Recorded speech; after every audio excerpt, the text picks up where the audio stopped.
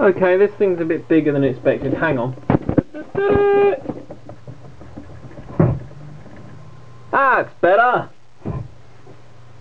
We're going to have a live teardown with it powered on, so no touching the electric keys or it could get very painful.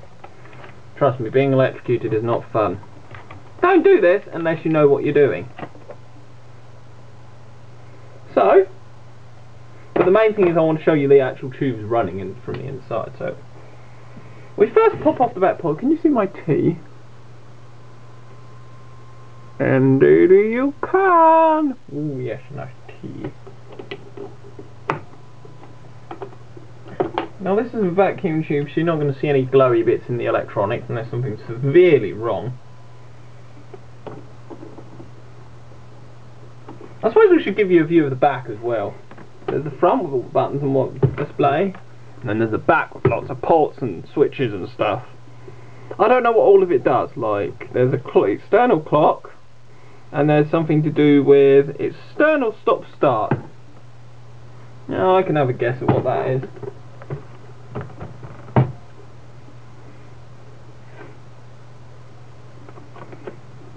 So we'll do the usual process of screwing the frequency counter.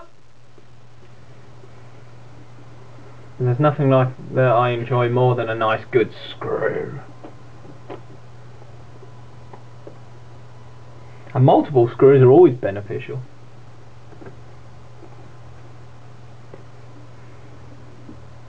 And let's strip off the skirt. Shing. Look at that, isn't that wonderful? Now we don't want to go touching anything in there because it smells of burning dust. You just got the smell of warm dust. So now we get the Allen key and just remove the little knob at the front.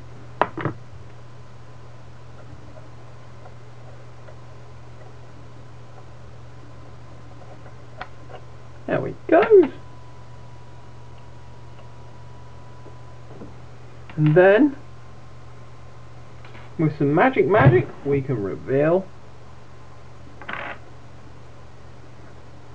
Fuck! At least I saw where it landed. For once, it didn't disappear off into the world of never and ever more, which is rare.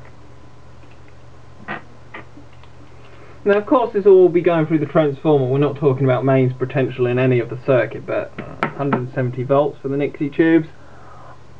I don't want that going through me. It'll hurt. It is earthed, I've tested all that, it's all safe.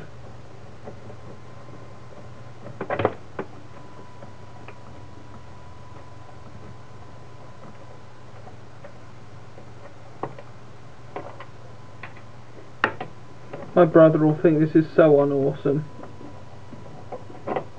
as I tried to explain to him why it is awesome and he doesn't understand.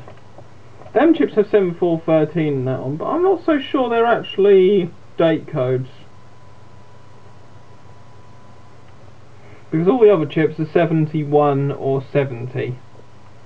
So yeah, this is from 1971. This thing's 40 years old and still working perfectly. Pop off the plastic panel and whoa, that is sexy. You've even got an expansion connector there for something. Now if we lift it up like that, look at that tube, you can see how the segments go back and forth, back and forth, back and forth. And of course these two are neons at the front here. Look at that, beautiful. All 7/4 logic. Lovely.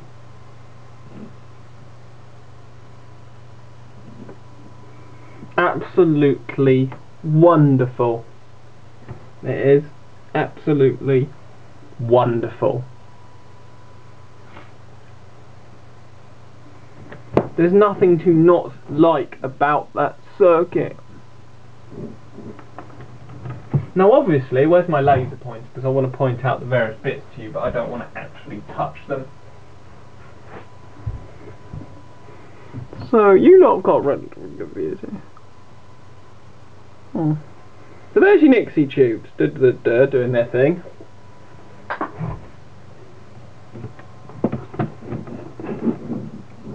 Here we have our Nixie tube driver chips, one for each one. As you can see, all the traces go to them. Here we have an expansion connector for something, not sure exactly what for. Here we have our control pots, there's even a capacitor in there. Complete with our neon indicators at the front for overload and whatnot. What looks to be a 2 MHz crystal, with of course the oscillator circuitry around it. Then we've got these rows of TTL logic, which will do all the calculating. And of course the input at the front, which goes into this input section. So you'll probably find this is where the majority of the counting is done, between here and here. And these will also be involved in it. Because it's all TTL, all the chips will be involved in it, rather than it being broken up into several parts. So yeah. And of course you've got a big ass power cap, which only takes 16 volts. And a big ass transformer, which is all gooey looking. But for now, that is all. Thanks for watching, and I hope you enjoyed. And look, live, neutral and earth. It's very well built. Date inspected. Here we go, it's inspected. Initials, date. 29/1, and that looks like 22. There's no such date as 22. That R, it'd be 72, won't it? Not 22, it's just a 7. Looks so terrible, it looks like a 2.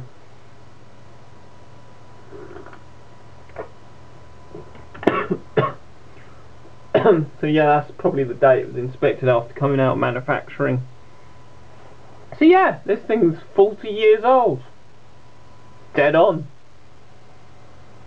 So, that's all for now. Thanks for watching, and enjoy the 40 years old piece of test equipment. Working perfectly, because look at that seconds counter. Dead on. Beautiful.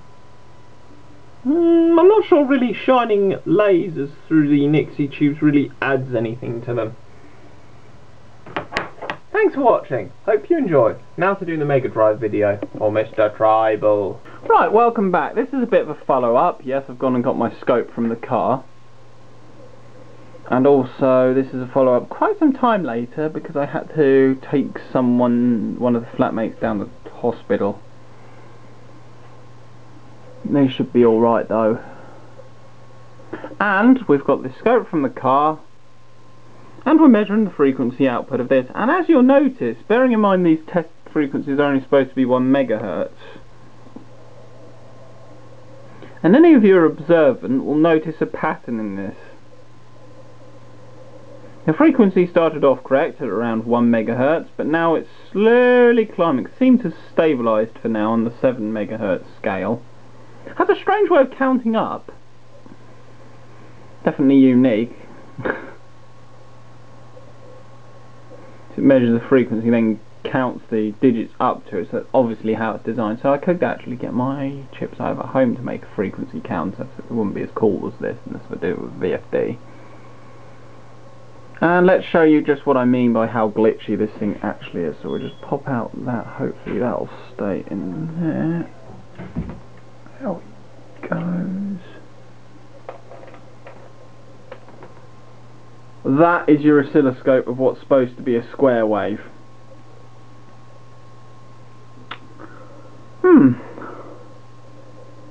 I need to find a proper frequency source to test this out on properly. Other than that, it seems to work fine. Bastard. I suppose that means it's lost a bit of tin foil. No, it hasn't, surprisingly. Excellent. So we'll just pop that back in that hole, like that. Fuck's sake. Bloody gravity. Pain in the arse. It goes in there, and that goes in that hole there. There we go. This camera's almost dead. Wait for it, there we go, it's reset, and then thanks for watching.